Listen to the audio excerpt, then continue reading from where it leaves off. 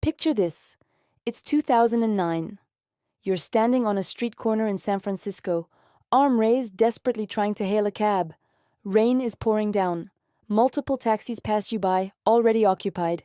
You're going to be late. Again. Now fast forward to today.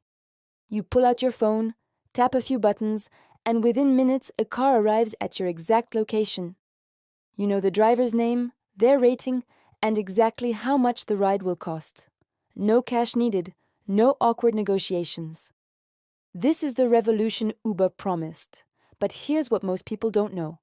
Despite fundamentally changing how millions of people get around, despite being valued at over $100 billion, Uber has struggled to consistently make money. Today, we're diving deep into Uber's business model.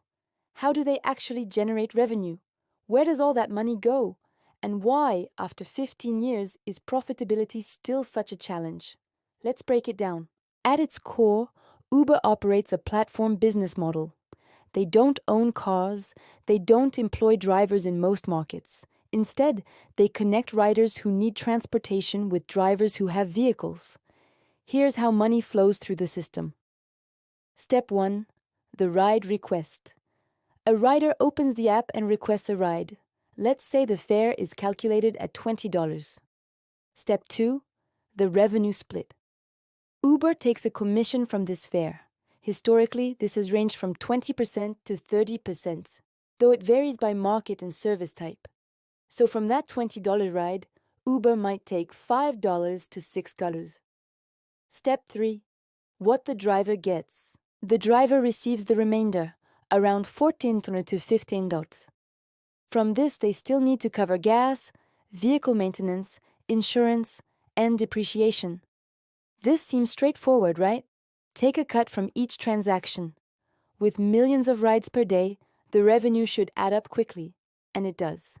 In 2023, Uber generated over $37 billion in gross bookings. But here's the catch. Gross bookings aren't the same as revenue. Understanding the numbers. Gross bookings. Total value of all rides, 37.2 B in 2023, Uber's actual revenue. About $31.8 billion. The difference, what goes directly to drivers and other partners? But even with $31.8 billion in revenue, Uber's path to profitability has been rocky. To understand why, we need to look at where all that money goes. Uber doesn't just make money from ride-hailing anymore, they've diversified into multiple business segments. 1. Mobility, rides. This is the original business, UberX, Uber Black, Uber Pool, now UberX Share. In 2023, this generated about $15 billion in revenue. The mobility segment includes standard rides, premium services, Uber Black, Uber Lux, shared rides, Uber for Business, corporate accounts. 2. Delivery, Uber Eats. This has become massive, especially post-pandemic. In 2023, Uber Eats brought in approximately $12 billion in revenue. The economics are similar but distinct. Restaurants pay a commission, typically 15–30%. Customers pay delivery fees. Uber takes a cut from both sides. Delivery workers receive payment per order 3. Freight Uber. Freight connects truck drivers with shipping companies. It's a smaller segment, but growing, with about $3 billion in revenue. This B2B platform operates differently, matches truckers with cargo, takes a percentage of shipping costs, targets inefficiencies in logistics. 4. Other bets. This includes Uber for Business tools, advertising on the platform, subscription services, Uber One, transit partnerships. The subscription play, Uber One. Launched to create recurring revenue, Uber One offers $0 delivery fees on eligible orders, over $50, 5% off eligible rides, member-exclusive deals. Price, $9.99 month. This is crucial because subscription revenue is predictable and creates stickier customers who use the platform more frequently. So, if Uber is generating over $31 billion in revenue, where does it all go? This is where things get complicated. Cost Category 1, Operations and Support, Customer Service Teams Worldwide, Driver Support, Platform Maintenance, Payment Processing Fees, Background Checks and Safety Systems. These costs scale with the number of rides and deliveries. Cost Category 2, Insurance and Safety. This is enormous and often underestimated. Liability insurance for millions of rides. Accident coverage. Driver and rider safety programs. Legal reserves for incidents. Uber self-insures in many markets, meaning they set aside massive reserves for potential claims. Cost. Category 3.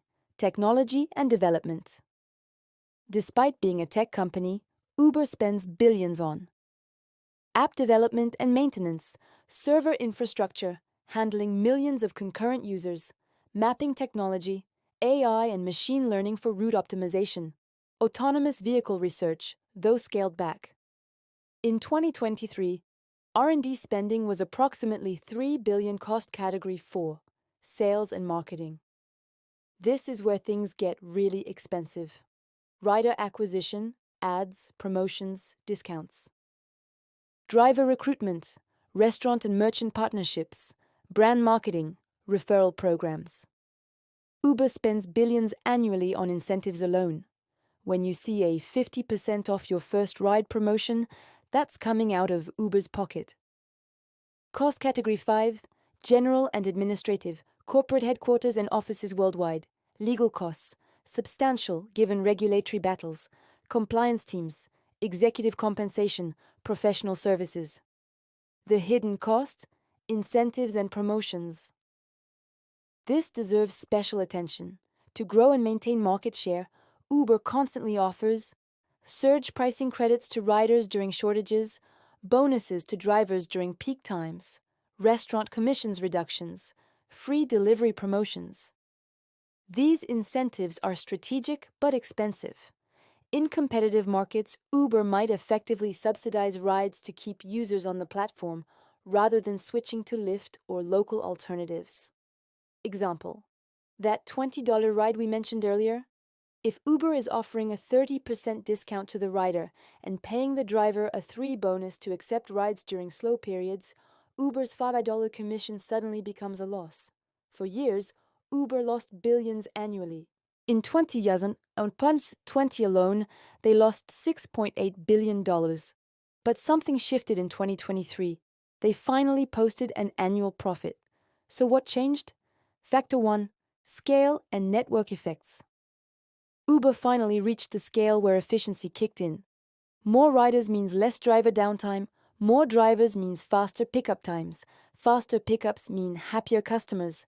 Happier customers mean more rides. This virtuous cycle makes the platform more valuable to both sides. Factor 2, cutting unprofitable programs. Uber made tough decisions, exited several international markets where they couldn't win, scaled back autonomous vehicle ambitions, shut down experimental programs like helicopter rides, sold off jump bikes and scooters, focused on core profitable markets. Factor 3, price optimization. Uber got smarter about pricing. Dynamic pricing algorithms became more sophisticated. Better prediction of supply and demand. Upfront pricing, showing total cost before booking. Premium services with higher margins. Factor 4, the delivery boom. Uber Eats became profitable faster than rides. Higher commission rates from restaurants, multiple revenue streams, restaurants, customers, advertising. Pandemic accelerated adoption. Restaurant partners had fewer alternatives. Factor 5, reducing incentives. As the platform matured, less need to aggressively acquire riders, people know Uber, reduced driver bonuses in many markets, more strategic use of promotions, focus on retention over acquisition, the regulatory challenge. But profitability faces constant threats from regulation. Minimum wage laws for gig workers, benefits requirements, licensing fees, driver classification battles. California's Prop 22. In 2020, Uber spent $200 million lobbying for this proposition, which allowed them to keep drivers as contractors while providing some benefits. This shows how much is at stake. Reclassifying drivers as employees could fundamentally break the business model.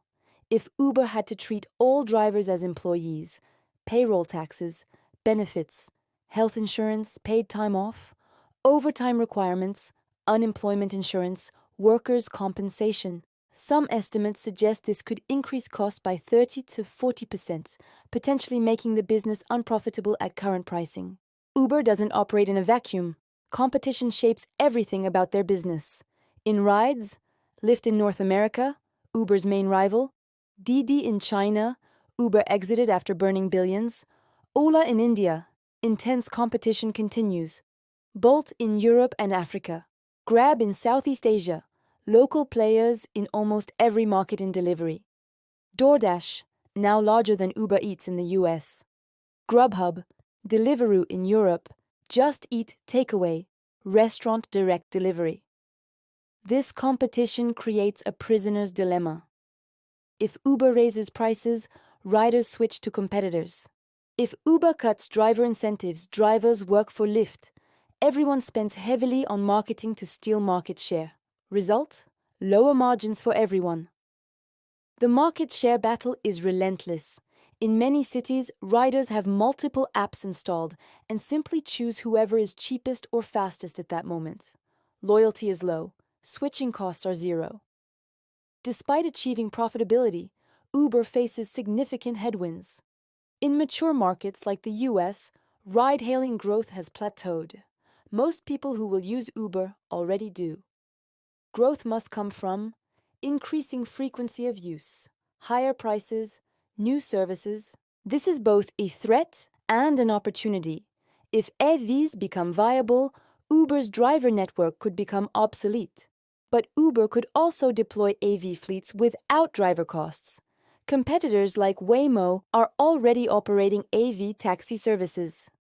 The company scaled back its own AV program after a fatal accident. Uber now partners with AV companies rather than building the technology themselves. Less control, but lower R&D costs. Climate concerns are mounting. Pressure to electrify fleets. EV incentives for drivers, carbon offset programs, government mandates in some cities. Electric vehicles cost more upfront, though operating costs are lower. Uber pledged to be zero emission in US, Canadian, and European cities by 2030. An expensive commitment. Cities are rethinking transportation, expanding public transit, protected bike lanes, micromobility options, e-scooters, e-bikes, congestion pricing in city centers, parking restrictions. These trends could reduce demand for ride-hailing in dense urban cores where Uber is most profitable. Uber's business is economically sensitive. During recessions, people cut back on rides. Delivery may be more resilient, replacing dining out. Driver supply increases when economy weakens, but overall ride demand drops. So here's the paradox of Uber. They have built a platform that millions of people use daily, fundamentally changed urban transportation, and achieved a market cap exceeding $100 billion. Yet the path to sustainable profitability remains narrow. The business model works, but barely. The margins are thin. The competition is fierce. The regulatory environment is hostile in many markets. And the costs of running a global platform at this scale are enormous. The real money story. Uber makes money by taking a cut of millions of transactions. They spend that money on operations, technology, marketing, and incentives. Scale helps, but so does ruthless efficiency. Profitability requires constant optimization and tough choices. The moat is network effects, but it's not impenetrable. What makes Uber's story fascinating isn't just the business model. It's the realization that even a company that seemingly won its market still struggles to convert that victory into consistent, substantial profits. They've proven the model can work. The question now is, can they defend it? For riders and drivers, this financial pressure translates into real decisions. Higher prices, lower driver pay, reduced incentives, and more advertising on the platform. The generous subsidies of the growth era are over. We're now in the profitability era, and it feels different. Love it or hate it, Uber has permanently changed how we think about transportation and work. Whether they can build a truly profitable empire on those foundations remains one of the most compelling business questions of our time. Thanks for watching. If you enjoyed this insight into Uber's strategy, be sure to like, subscribe, and turn on the notification bell. This is Business Explained,